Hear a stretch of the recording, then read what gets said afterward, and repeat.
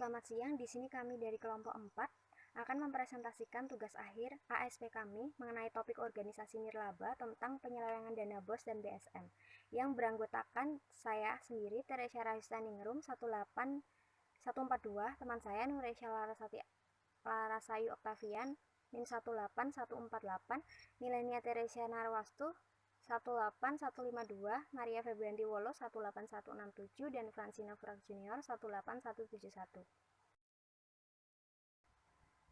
Yang pertama adalah latar belakang.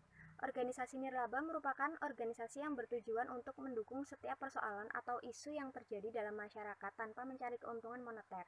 Karakteristik dari organisasi nirlaba sendiri salah satunya adalah memperoleh sumber daya dari sumbangan para anggota dan para penyumbang lain yang tidak mengharapkan imbalan apapun dari organisasi tersebut.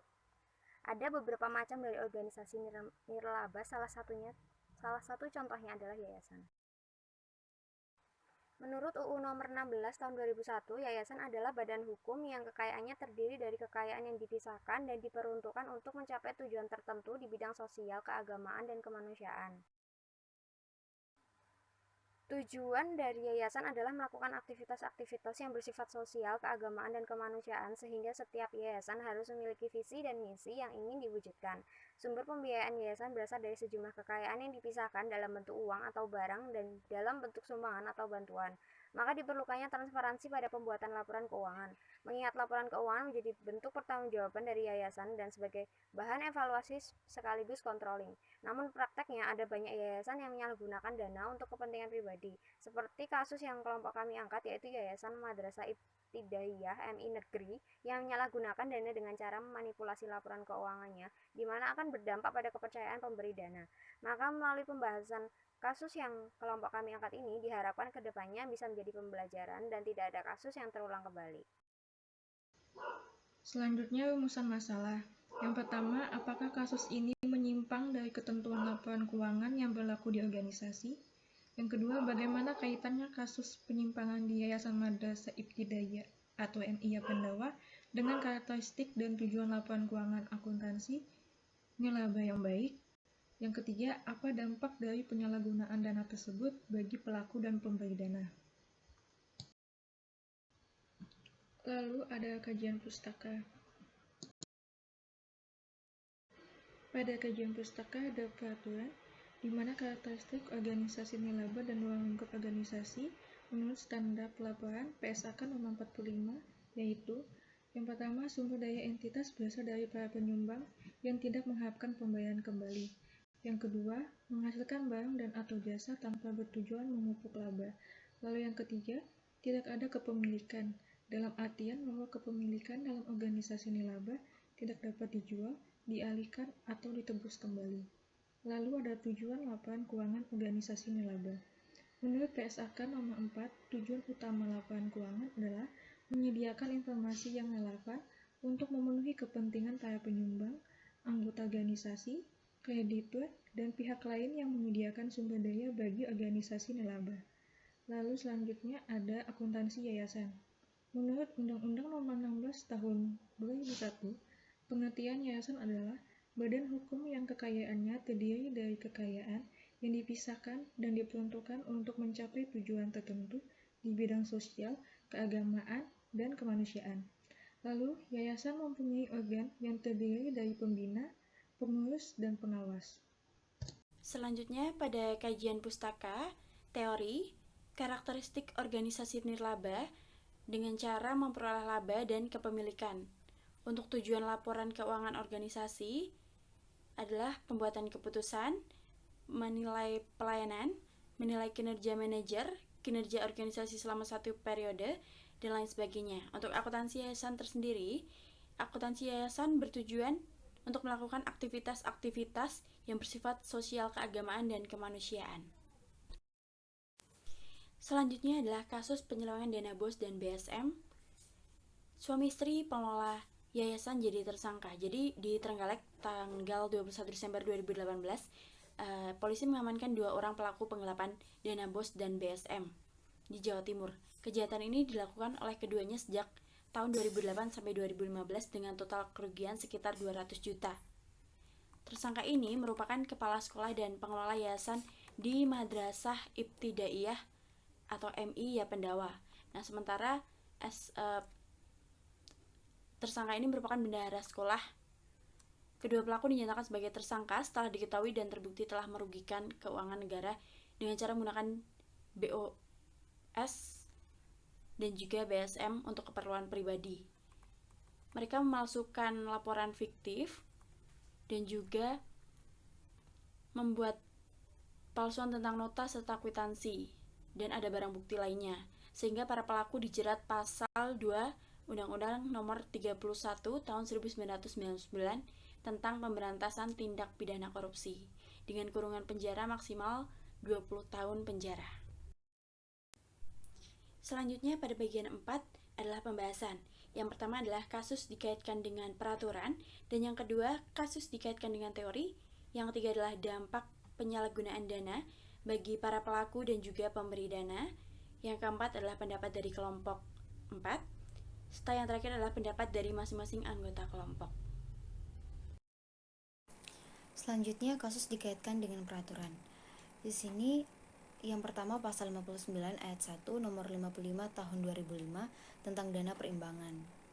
Kemudian ada Permendikbud nomor 6 tahun 2021 tentang juknis pengelolaan dana BOS reguler adalah dana BOS. Ketiga lampiran 1 Permendikbud 76/2014 bab 8 tentang pengawasan, pemeriksaan dan sanksi terhadap penyalahgunaan wewenang yang dapat merugikan negara, sekolah, peserta didik akan dijatuhkan oleh aparat pejabat yang berwenang. Kemudian selanjutnya sanksi kepada oknum yang melakukan pelanggaran. Meliputi 1. Penerapan sanksi kepegawaian sesuai dengan peraturan dan undang-undang yang berlaku seperti pemberhentian, penurunan pangkat, dan mutasi kerja. Kedua, penerapan tuntutan perbendaharaan dan ganti rugi, yaitu dana BOS yang terbukti disalahgunakan agar dikembalikan kepada satuan pendidikan atau ke kas daerah provinsi. Ketiga, penerapan proses hukum, yaitu mulai proses penyelidikan, penyidikan, dan proses peradilan bagi pihak yang diduga atau terbukti melakukan penyimpangan dana BOS. Keempat, pemblokiran dana dan penghentian sementara seluruh bantuan pendidikan yang bersumber dari APBN pada tahun berikutnya kepada provinsi, kabupaten maupun kota, bila mana terbukti pelanggaran tersebut dilakukan secara sengaja dan tersistem untuk memperoleh keuntungan pribadi, kelompok, atau golongan. Kemudian selanjutnya kasus dikaitkan dengan teori. Nah, sekolah Madrasah Ibtidaiyah Ya Pendawa ini merupakan salah satu organisasi nirlaba di mana tujuannya tidak untuk mencari laba, melainkan untuk membantu dan mensejahterakan masyarakat di bidang pendidikan.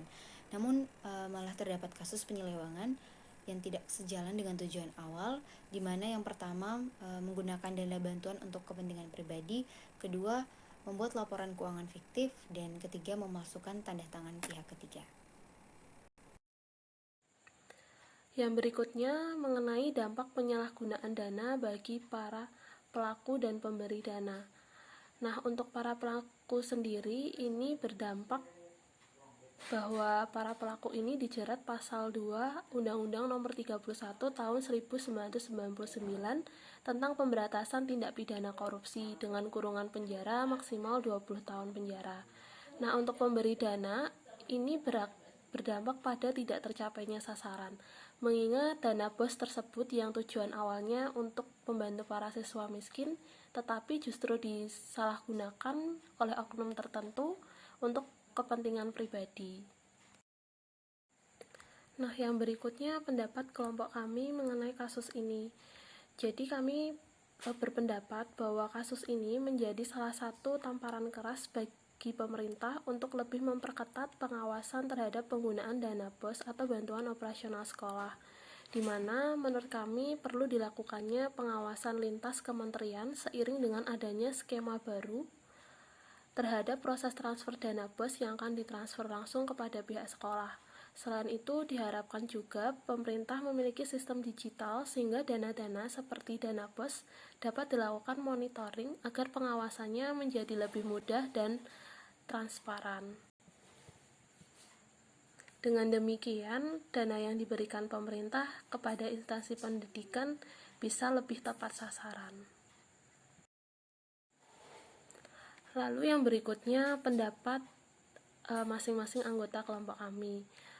Untuk saya sendiri, inti pendapat saya adalah perlu diadakannya evaluasi rutin terhadap realisasi dana BOS tersebut untuk melihat apakah dana yang digunakan itu secara wajar dan perlu diberikannya sanksi yang tegas bagi pihak-pihak yang melanggar.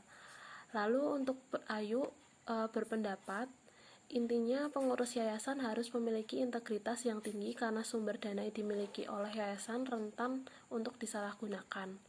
Sedangkan Milen berpendapat intinya sebaiknya perlu diadakannya tracking atau penyidikan secara berkala pada pengeluaran bahkan pemasukan apa saja yang telah dijalankan sesuai ketentuan yang ada di instansi tersebut.